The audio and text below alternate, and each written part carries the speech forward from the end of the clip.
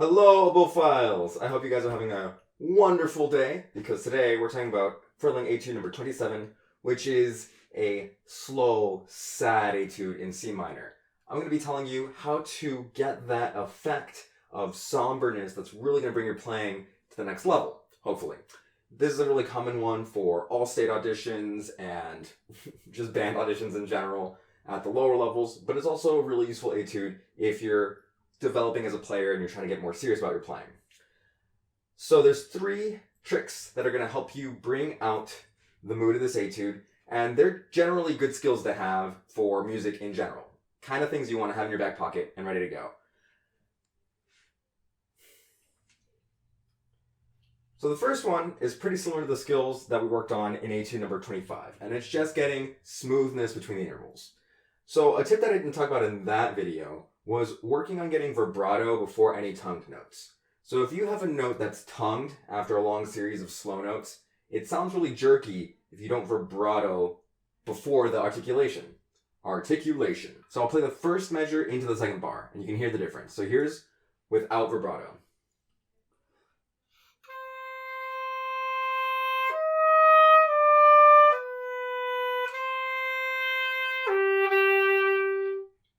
And you can hear it's just a little uncolored. Now you can use a lot of diva vibrato if that's the effect you're going for, but for this one, the largo lacrimoso, a very tearful sound, I like to use just a little bit of shading, maybe like a grayscale photograph effect.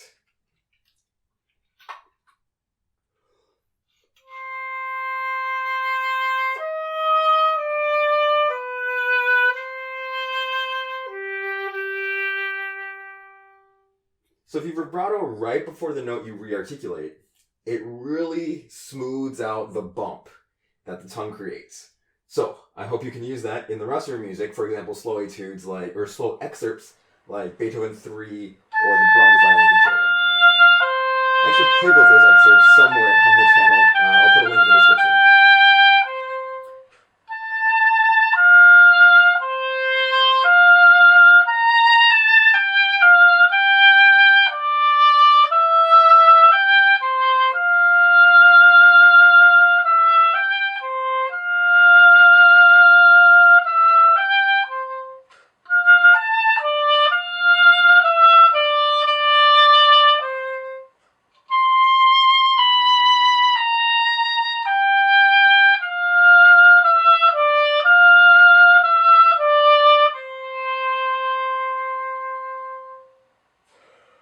Now, the next 2 tips are actually kind of difficult for me, so I may not be able to execute them perfectly, but I hope that you can take the information and apply it in your own way. Actually, in the recording, I know that at least in one spot, I didn't follow my own rules, so if you can find that, I'd love to hear about it in the comments. And if it's not noticeable, well, then that's okay too. Let me know in the comments as well. But the second tip is to start all the trills slow and late. So for example, let's see where we have one. Oh, we have one in bar 15.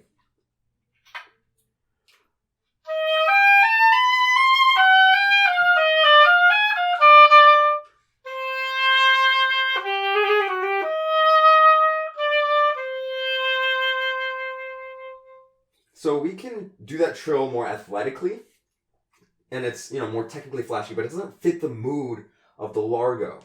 So this kind of trill is really more effective when you have short notes, 8th notes, really hard to fit 2 full trills in there. But that really applies, for example, in the slow movement of the Mozart Concerto. So playing slow Mozart, you want to get that trill elegantly. Otherwise, it can sound like this.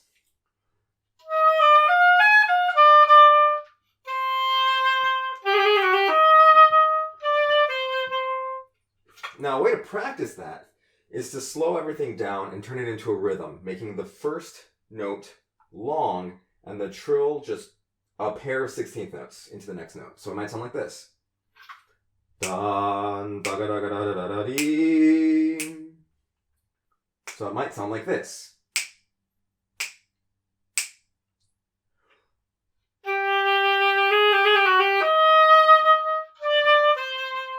And then when you speed it up,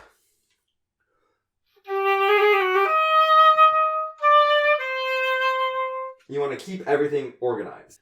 Now, the one that I struggle with is when it's on longer notes. You can also take advantage of that and start the trill slower as well. So, for example, in bar 7, 8, 9.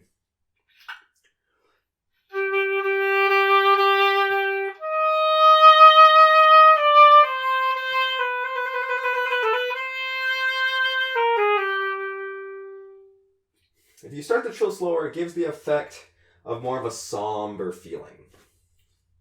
And hopefully you can carry that with you into other music. Now the last tip is, now before I give you the third tip, I want to thank you guys all for your support.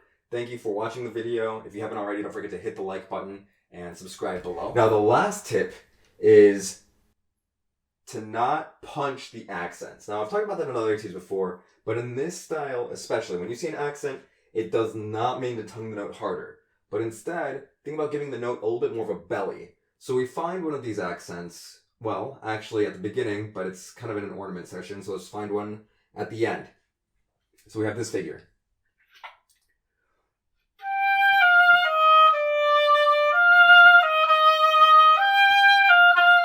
Which is a perfect opportunity, but then we go for the high E flat.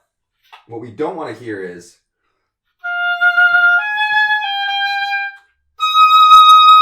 where it's really punch and front heavy. Instead,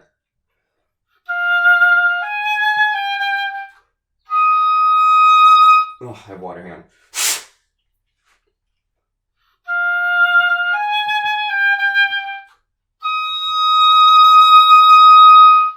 And so that way, the middle of the note has more of the accent than the front of the note. We never want to be punching the listener in the face or ear or something.